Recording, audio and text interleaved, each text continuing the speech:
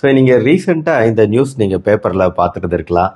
அதாவது இந்த மனிதர் உத்தரப்பிரதேச மாநிலத்தை சேர்ந்த ஃபத்தேபூர் அப்படிங்கிற ஊரை சேர்ந்தவர் இந்த விகாஸ் துபே.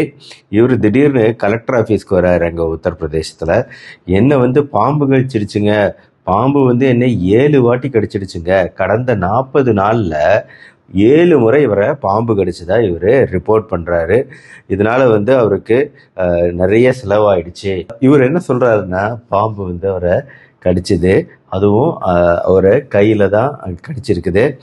இதே மாதிரி சனிக்கிழமை நடந்திருக்குது, 7 முறை கடிச்சிருக்குது, சனிக்கிழமை நடந்திருக்குது அப்படிங்கிறத சொல்கிறாரு. இதை கலெக்டர் ஆஃபீஸ்க்கு அப்படி சொல்லி அழுகிறாரு. நான் நிறைய இதுக்காக செலவு செஞ்சுட்டேன், என்னோட காலில் கையில் எல்லா இடத்துலையும் பாம்பு இப்படி கடிச்சிருச்சு அப்படின்னு சொல்கிறாரு. இதையெல்லாம் கேட்கும்போது என்னடா இது இப்படி உருட்டுறானே ஒரு ஆள், உண்மையாக இருக்குமா அப்படின்னு சொல்லிட்டு எல்லாரும் ஆச்சரியப்படுறாங்க. அதாவது ஒவ்வொரு வாட்டியும் பாம்பு கடிச்ச பின்னாடியும் இவர் ஒரே ஹாஸ்பிட்டலுக்கு தான் போகிறார், ஒரே டாக்டரை தான் பார்க்குறாரு. அவரும் ஆன்டி ஸ்னேக் வீனம் அப்படின்னு சொல்லக்கூடிய பாம்புக்கான விஷமுறிவு மருந்தை தரார். தந்து ஒரு நாளில் அவர் குணமாகி அடுத்த நாள் டிஸ்சார்ஜ் ஆகி போயிடுறாரு. இதே மாதிரி தான் அவருக்கு 7 முறை நடக்கிறத அவர் ரிப்போர்ட் பண்ணுறாரு. ஸோ இதை பார்த்து நானுமே இந்த நியூஸை படித்தேன். என்னடா இது வித்தியாசமான நியூஸாக இருக்கே, வழக்கம் போல தான் அப்படின்னு நினச்சேன். நிறைய சேனலில் இதே நியூஸை மாற்றி போட்டுக்கிட்டும் இருந்தாங்க. நியூஸும் எல்லா பேப்பர்லேயுமே வந்துச்சு. இருந்தாலுமே நான் நினச்சேன், இதெல்லாம் ஒரு நியூஸாக, இது கண்டிப்பாக உண்மையாக இருக்கு, வாய்ப்பே கிடையாது, இதையே இப்படி போட்டுட்ருக்கான்னு சொல்லிட்டு நானும் பெருசாக கண்டுக்கல. இதெல்லாம் நடந்தது இப்போ ஒரு வாரத்துக்கு முன்னாடி வந்திருக்குன்னு நினைக்கிறேன். அப்புறம் பயங்கரமாக ரிப்போர்ட் ஆச்சு இதை பற்றி. ஆனால் அதுலேயே ஒரு சின்ன விஷயம் இருந்துச்சு. அதாவது இதை இன்வெஸ்டிகேட் பண்ணணும் அப்படின்னு சொல்லிட்டு ஒரு மருத்துவ குழுவை அமைக்க போகிறதா அதில் ஒரு நியூஸ் இருந்துச்சு. அந்த நிபுணர் குழு ஒரு 4-5 நாளில் இன்வெஸ்டிகேட் பண்ணிவிட்டு அவங்க ரிசல்ட் சொன்னதுனால தான் அதுக்கப்புறம் உங்ககிட்ட இதை நான் ஷேர் பண்ணிக்கணும் அப்படின்னு நினச்சேன். அதனால் இந்த வீடியோவையும் போடுறதுக்கு நான் இப்போ முயற்சி எடுத்து போட்டிருக்கேன். 3 பேர் கொண்ட மெடிக்கல் டீம், டாக்டர்கள் வச்சு இதை இன்வெஸ்டிகேட் பண்ணி பார்க்கும்போது கவர்மெண்ட் சைட்ல இருந்து இதை என்ன ஆச்சு அப்படிங்கிறத இன்வெஸ்டிகேட் பண்ணி பார்த்துருக்குறாங்க.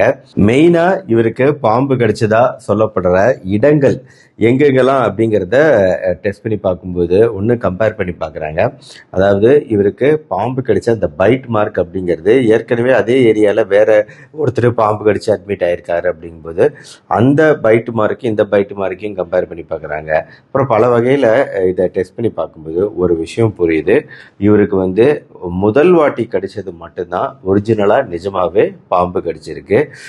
அந்த பைட் மார்க் ஒத்து போகுது. மீதி எல்லாமே அவர் சொல்கிறது எல்லாமே உண்மை கிடையாது அப்படிங்கிறது ஆப்வியஸாக நம்மளுக்கும் இந்த விடை இதுதான் தெரியுது. ஆனால் இந்த பிரச்சனை வரத்துக்கான காரணம் என்ன அப்படின்னு அவங்க சொல்கிறாங்க. இந்த 3 மெம்பர் டாக்டர் டீம் என்ன சொல்கிறாங்க அப்படின்னா, ஓஃபிடியோஃபோபியா அப்படிங்கிறாங்க. ஓஃபிடியோஃபோபியா அப்படின்னா இது ஒரு விதமான ஃபோபியா. என்னோட வீடியோ பார்த்துக்க எல்லாருக்குமே இது தெரியும். ஃபோபியா அப்படின்னா ஒரு விதமான பயம். அந்த பயம் எதுக்கு வேணா ஏற்படலான்னு இப்போதான் ரீசெண்டாக ஒரு வீடியோ போட்டிருந்தேன். இப்போ இந்த ஓஃபிடியோஃபோபியா அப்படிங்கிறது பாம்புகளுக்கான பயம், குறிப்பிட்ட பயம் தான் ஓஃபிடியோஃபோபியா. ஸோ அவருக்கு பாம்பு கடிக்கல ஒரிஜினலா 7 வாட்டி. அவருக்கு இருக்க மனநோய் தான் ஓஃபிடியோஃபோபியா. ஒரு வாட்டி பாம்பு கடிச்சதுனால உண்டான பயத்துல இந்த எண்ணங்கள் திருப்பி வந்திருக்கு. அவர் ஒவ்வொரு வாட்டி பாம்பு கடிக்கிறதுக்கு முன்னாடி கனவுல இந்த மாதிரி பாம்பு என்ன கடிக்க போறதா சொல்லுது அப்படின்னு சொல்றாரு. நான் கரெக்டா 9வது முறை உன்னை கடிப்பேன், கடிச்ச உடனே நீ இறந்துடுவ அப்படிங்கிறதையும் பாம்பு சொன்னதா அவரு கனவுல சொன்னதாகவும் சொல்றாரு. ஸோ இத்தனை கதையை சொல்லும் போதே நம்மளுக்கு ஆப்வியஸா தெரிஞ்சிருது இது ஒரிஜினலான ஸ்னேக் பைட் கிடையாதுன்னு. ஆனால் இதில் கவனிக்க வேண்டிய முக்கியமான விஷயம், இவருக்கு 7 முறை பாம்பு கடிச்சோன்னே அந்த 7 முறையும் ஒரு டாக்டர் இன்வெஸ்டிகேட் பண்ணி அதுக்குரிய மருத்துவம் பார்த்துருக்கிறாரு, அதுக்குரிய மருந்துகளையும் கொடுத்துருக்கிறாரு. ஆக இப்போ விகாஸ் துபேக்கு என்ன மருத்துவம் கொடுக்கணுங்க?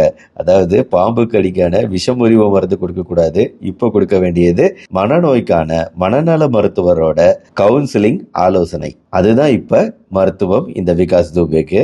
எனிவே இந்த வீடியோ ஒரு இன்ட்ரெஸ்டிங்கான வீடியோவாக தோணுச்சு.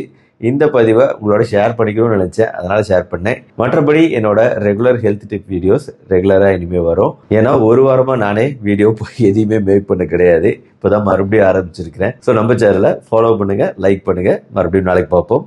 நன்றி, வணக்கம்.